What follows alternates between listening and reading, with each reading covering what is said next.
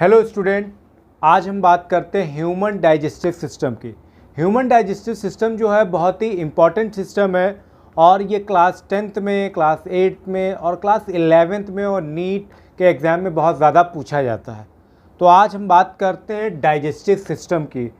तो ये बहुत ही इम्पॉर्टेंट सिस्टम है। तो बोर्ड पे आप देख रहे हैं लिखा हुआ क्या भाई, ह्यूमन डाइजेस्टिव सिस्टम।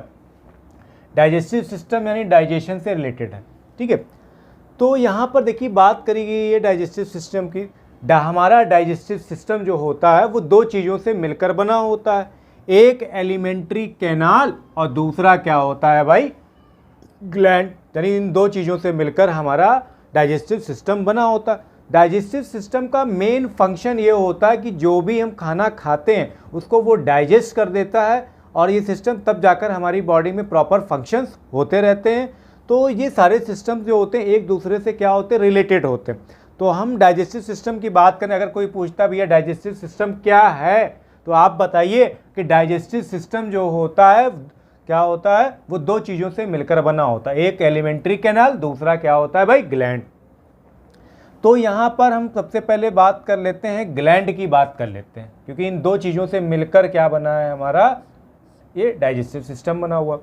तो ग्लैंड जो होते हैं वो हमारी बॉडी में तो तीन तरह के यहाँ पे बताए गए ग्लैंड जो डाइजेस्टिव सिस्टम में क्या होते हैं भाई, इन्वॉल्व होते हैं। पहला है सैलिवरी ग्लैंड। सैलिवरी ग्लैंड जो होता है वो हमारे यहाँ पर गले में पाया जाता है और इसका मेन काम क्या होता है, सलाइवा को रिलीज करना, जिसकी वजह से क्या होता है हमारा माउथ के अंदर जो भी सलाइवा होता है वो लिक्विड रिलीज होता रहता है। दूसरा है लीवर। लीवर जो होता है हमारी बॉडी का सबसे बड़ा ग्लैंड है, इसलिए इसको हम लोग क्या बोलते हैं, लार्जेस्ट ग्लैंड के नाम से जानते हैं। और ये रेडिश ब्राउन कलर का होता है, इसका वेट जो होता है 1.5 kg यानी 1.5 किलो का हमारा लीवर हमारी बॉडी में पाया जाता है। लीवर का मेन काम क्या होता है, बाइल जूसेस को सेक्रेट करना।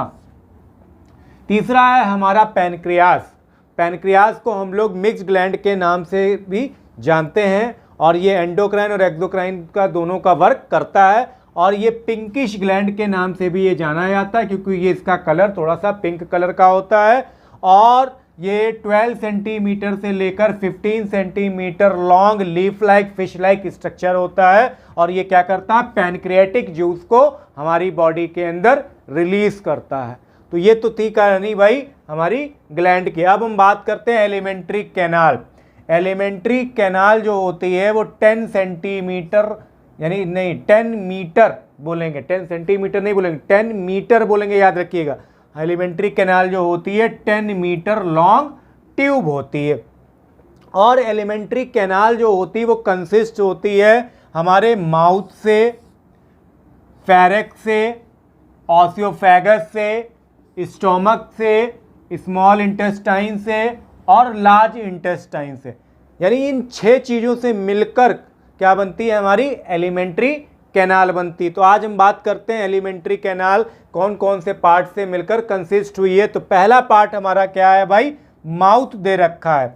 माउथ, हमारा जो माउथ होता है वो कैसा होता है, स्लिट लाइक एपरेचर्स होते हैं। हमारे माउथ में क्या होते हैं, दो सॉफ्ट मूवेबल क्या होते हैं, लिप्स पाए जाते हैं और हमारे माउथ के अंदर क्या होते हैं भाई, टीथ पाए जाते हैं।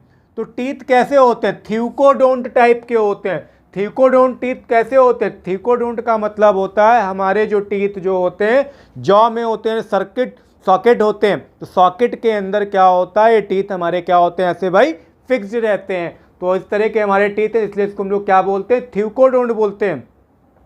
नीचे लिखा है डाइफोडोंट। डाइफोडोंट का मतलब होता है कि हमारे टीथ जो होते हैं वो भाई क्या होते हैं, रिप्लेस्ड होते हैं। ह्यूमन बीइंग में जैसा कि आपको मालूम होगा कि टीथ जो होते हैं लाइफ में सिर्फ क्या होता है, 2 बार निकलते हैं। एक तो आप बर्थ के बाद आपके जो टीथ निकलते हैं उसको हम लोग मिल्क टीथ कहते हैं और फिर धीरे धीरे क्या होता है, ये दांत जो होते हैं, टीथ जो होते हैं टूट जाते हैं, इनकी प्लेस पर क्या होता है, परमानेंट टीथ निकलते हैं। और परमानेंट टीथ जब एक बार टूट जाते हैं तब कोई भी टीथ हमारी माउथ में क्या होता है, नहीं निकलेंगे। तो डाइफोडोंट का मतलब होता है कि हमारे दांत जो होते हैं रिप्लेस हो जाते हैं, यानी एक बार कम से कम।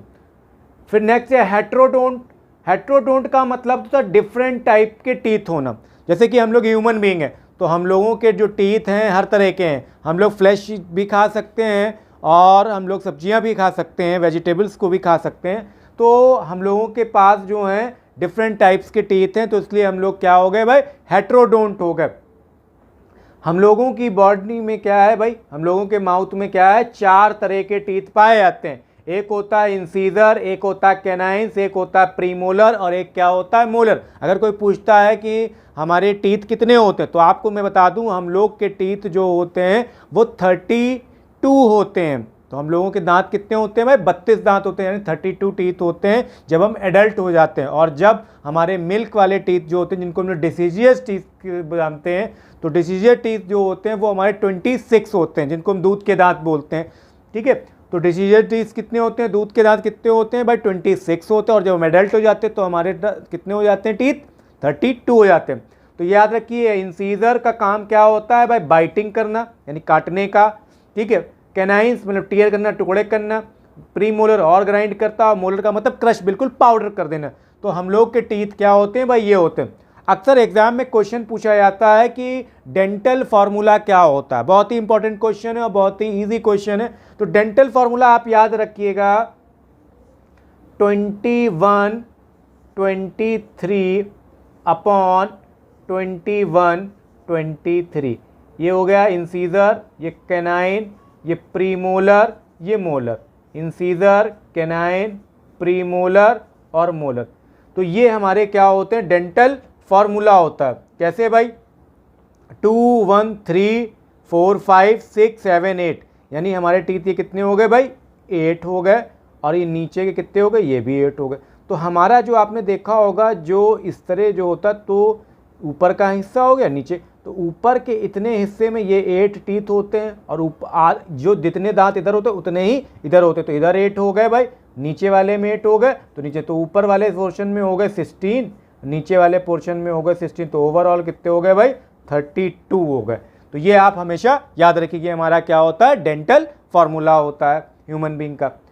फिर उसके बाद क्या होता है, हमारे टीथ के पीछे और जाते हैं तो क्या मिलती है हमें, टंग। टंग जो क्या होती है, मस्कुलर ऑर्गन होता है। और टंग की जो अपर सरफेस जो होती है वो, उसमें क्या होते हैं, छोटे छोटे स्मॉल प्रोजेक्शंस होते हैं। जिस तरह हमारी ये देखते मान लेते हैं टंग है, तो टंग में क्या होते हैं, छोटे छोटे छोटे क्या होते हैं, प्रोजेक्शंस होते हैं। इनको हम लोग पैपिली कहते हैं। और इनमें क्या होती है, बहुत सारी क्या होती है, टेस्ट बड पाइए। तो ऊपर वाला जो पोर्शन टिप वाला होता है, ये पोर्शन जो होता है, यहाँ पर हम लोग क्या करते हैं, स्वीट पता चलता है।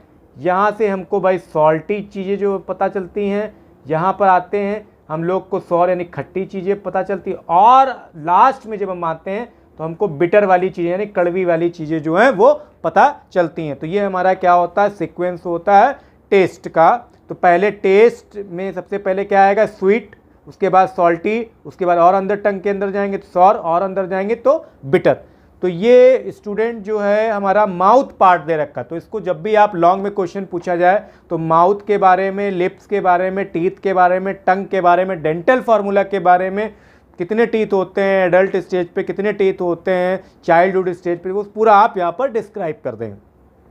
अब बात करते हैं हम लोग फेरेक्स। फेरेक्स जो है माउथ के पीछे की यहाँ पर ट्यूब होती है। तो ये मस्कुलर ट्यूब होती है, 12 सेंटीमीटर लॉन्ग ट्यूब होती है और सॉफ्ट एरिया होता है यहाँ का। तो ये एरिया जो होता है हमारा नोज़ और हमारा माउथ यानी दोनों पोर्शन जो होता है एक दूसरे से कनेक्ट होता है। तो उस एरिया को, यहाँ पे वाले एरिया को हम लोग क्या बोलते हैं, फेरेक्स बोलते हैं। इसका मेन काम क्या होता है भाई, शैलो यानी निगलने का काम जो होता है वो हमारा क्या करता है भाई, फेरेक्स करता है, धीरे धीरे जो स्लिपरी बनाता है। फिर नेक्स्ट आता है हमारा क्या है भाई, ऑसियोफेगस। ऑसियोफेगस जो होती है फेरेक्स और स्टोमक के बीच की ट्यूब होती है। और ये ट्यूब कैसी होती है भाई, हॉलो ट्यूब होती है। इसका काम क्या होता है, फूड को पहुंचाना, यानी फूड को ये पास करती है फेरेक्स से लेकर कहाँ तक, स्टोमक तक। और ये ऑसियोफेगस ट्यूब जो होती है हमारी गले की, ये जो ट्यूब होती है ये, तो ये जो ट्यूब होती है यहाँ से लेकर पूरा यहाँ तक थोड़ी सी अंदर तक होती है। तो ये 25 सेंटीमीटर से लेकर 30 सेंटीमीटर की ये ट्यूब पाई जाती है लेंथ में। और ब्रेथ की बात करें तो 1.5 सेंटीमीटर से यानी 2 सेंटीमीटर ये ट्यूब क्या होती है, चौड़ी ये जो ट्यूब जो है ये पाई जाती है। अब स्टूडेंट बात करते हैं स्टोमक। स्टोमक जो है हमारी बॉडी का बहुत ही डिस्टेंसिबल ऑर्गन है, मसल्स का बना हुआ होता है और हमारे एब्डोमेन के लेफ्ट साइड पर क्या होता है, यहाँ पर साइड क्या होता है, ये पोर्शन जो होता है यहाँ पर क्या होता है, स्टोमक पाया जाता है। स्टोमक का क्या काम होता है, स्टोमक क्या करता है, ऑसियोफेगस से क्या करता है, फूड को रिसीव करता है। तो ऑसियोफेगस ट्यूब से क्या करता है, फूड रिसीव करता है। कौन रिसीव करता है, स्टोमक रिसीव करता है।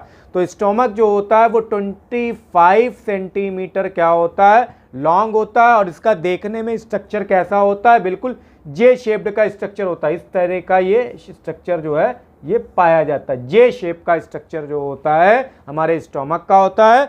स्टोमक जो होता है ये दो पार्ट में डिवाइड होता है, एक होता है भाई कार्डिक और एक होता है पैलोरिक। कार्डिक पोर्शन जो होता है यानी ऑसियोफेगस से और स्टोमक में जैसे ही जो ट्यूब ट्रांसफर होती है वो कार्डिक कहलाती है।